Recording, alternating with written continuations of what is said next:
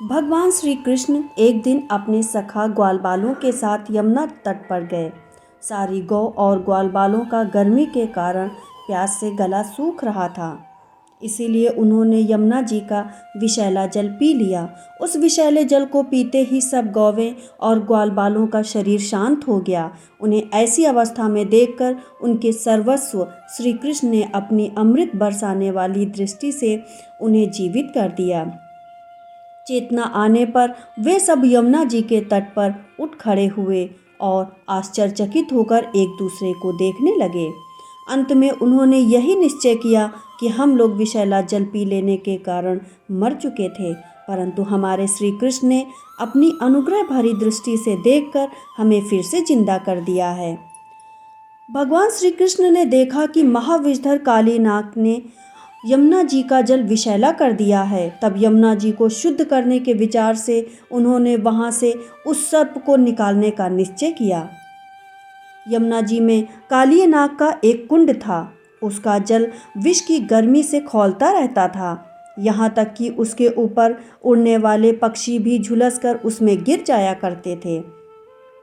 उसके विषैले जल का स्पर्श पाकर जब वायु किसी पेड़ पौधे और तट की घास या किसी पशु पक्षी का स्पर्श करती, तब वे उसी समय मर जाते थे। भगवान का अवतार तो दुष्टों का दमन करने के लिए ही होता है। जब भगवान ने देखा उस सांप के विष का वेग बड़ा भयंकर है और उससे यमुना जी भी दूषित हो गई हैं, तब भगवान श्री कृष्ण ने अपनी कमर का फेटा कसकर एक बहुत बड़े ऊंचे कदम्ब के वृक्ष पर चढ़ गए और वहां से उस विषैले जल में कूद पड़े। भगवान काली दह में कूदकर अत्यंत बलशाली मत वाले गजराज के समान जल उछालने लगे।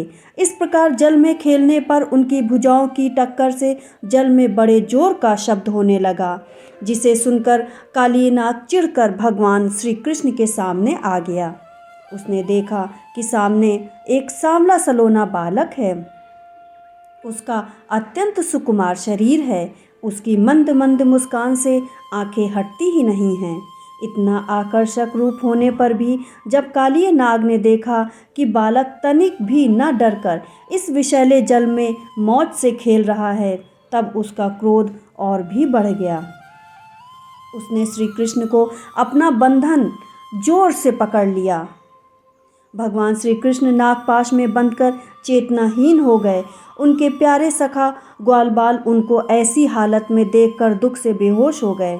गाय बैल बछिया दुख से उकराने लगे, व्याकुल होकर रोने लगे। जब गोपियों ने देखा हमारे प्रियतम श्याम सुंदर तो काले सांप ने जकड़ लिया है, तब तो उनके हृदय में बड़ा ही दुख और बड़ी ही जलन हुई। माता यशोदा तो अपने लाडले लाला के पीछे काली दह में कूदने ही जा रही थीं, परंतु गोपियों ने उन्हें पकड़ लिया। नंद बाबा भी काली दह में घुसने लगे, पर बलराम जी ने सभी को समझा बुझाकर रोक लिया। सांप के शरीर से बंध जाना तो श्री कृष्ण की मनुष्यों जैसी एक लीला थी। जब उन्होंने देखा कि ब्रज के सभी लोग अत्यंत दुखी हो रहे हैं, तो भगवान ने अपने शरीर को फुलाकर मोटा कर लिया और नागपाश के बंधन से मुक्त हो गए। अब तो वह क्रोध से आग बबूला हो गया और अपना फन ऊंचा करके फुफकारने लगा।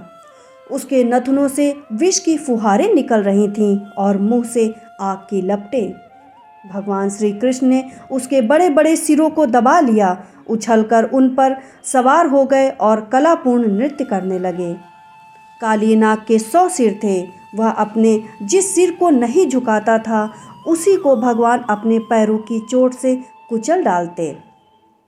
इससे कालीनाग की जीवन शक्ति क्षीण हो गई। वह मुंह और नथुनों से खून उगलने लगा। भगवान के रस अद्भुत तांडव नृत्य से कालीनाग का एक एक अंग चूर चूर हो गया और मुंह से खून की उल्टी होने लगी। नारायण की स्मृति हुई और मन ही मन भगवान की शरण में गया।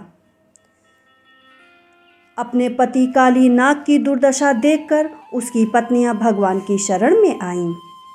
नागपत्नियां बोली, प्रभु, इस अपराधी को दंड देना सर्वथा उचित है। आप किसी को दंड देते हो, वह उसके पापों का प्रायश्चित कराने और उसका परम कल्याण करने के लिए ही है। यह इसकी किस साधना का फल है जो यह आपके चरण कमलों की धूलि का स्पर्श पाने का अधिकारी हुआ है। आपके चरणों की रज पाने के लिए तो लक्ष्मी जी को बहुत तपस्या करनी पड़ी थी। जिसको आपकी पवित्र चरण रज प्राप्त हो गई, उसे संसार के वैभव संपत्ति तो क्या, मोक्ष की भी प्राप्ति हो जाती है। ये काली नाग मूढ़ है, आपको पहचानता नहीं है, इसलिए इसे क्षमा कर दीजिए। हमारे प्राण स्वरूप पतिदेव को हमें वापस लौटा दीजिए। जब नाग पत्नियों ने इस प्रकार भगवान की स्तुति की, तब उन्होंने दया करके उसे छोड़ दिया। भगवान के चरणों की ठोकर से काली नाग के फण छिन्न भिन्न हो गए। धीरे धीरे उसके प्राणों में चेतना आई और वह दीनता से हाथ जोड़कर भगवान श्री कृष्ण से बोला, नाथ, हम तो जन्म से ही दुष्ट, तमोगुणी और क्रोधी स्वभाव के हैं। हमारा ऐसा स्वभाव भी आपने ही बनाया है। इसी स्वभाव के कारण हम किसी को डस लेते हैं तो हमारा क्या दोष। आप ही बताओ, सब कुछ बनाने वाले, सब करने वाले तो आप ही हो। आपने ही सांप के शरीर में विष भरा। आप चाहते तो अमृत भी भर सकते थे। अब आप अपनी इच्छा से जैसा उचित समझे आप कृपा कीजिए या दंड दीजिए। भगवान श्री कृष्ण ने काली नाग से कहा, सर्प, अब तुझे यहाँ रहने की कोई आवश्यकता नहीं। अपने वंश परिवार के साथ यहाँ से चले जाओ। जो तुम्हारी हमारी लीला का संकीर्तन करेगा, उसको तुम्हारा भय नहीं होगा। जो यहाँ यमुना जल में स्नान करके तर्पण करेगा, उपवास करके हमारी पूजा करेगा, वह पाप से मुक्त हो जाएगा। अब चले जाओ, गरुड़ तुमको नहीं मारेगा। अब तुम्हारा शरीर मेरे चरण चिन्हों से अंकित हो गया है, इसलिए जा, अब गरुड़ तुझे नहीं खाएगा। भगवान श्री कृष्ण की ऐसी आज्ञा पाकर काली नाग और उसकी पत्नियों ने दिव्य वस्त्र, पुष्पमाला, बहुमूल्य आभूषण, दिव्य गंध और अति उत्तम कमलों की माला से जगत के स्वामी भगवान श्री कृष्ण का पूजन किया। उनकी अनुमति लेकर रमणक द्वीप, जो समुद्र में सर्पों के रहने का एकमात्र स्थान है, की ओर चले गए। श्री कृष्ण भगवान की कृपा से यमुना का जल केवल विषहीन ही नहीं, बल्कि उसी समय अमृत के समान मधुर हो गया। जय श्री कृष्ण।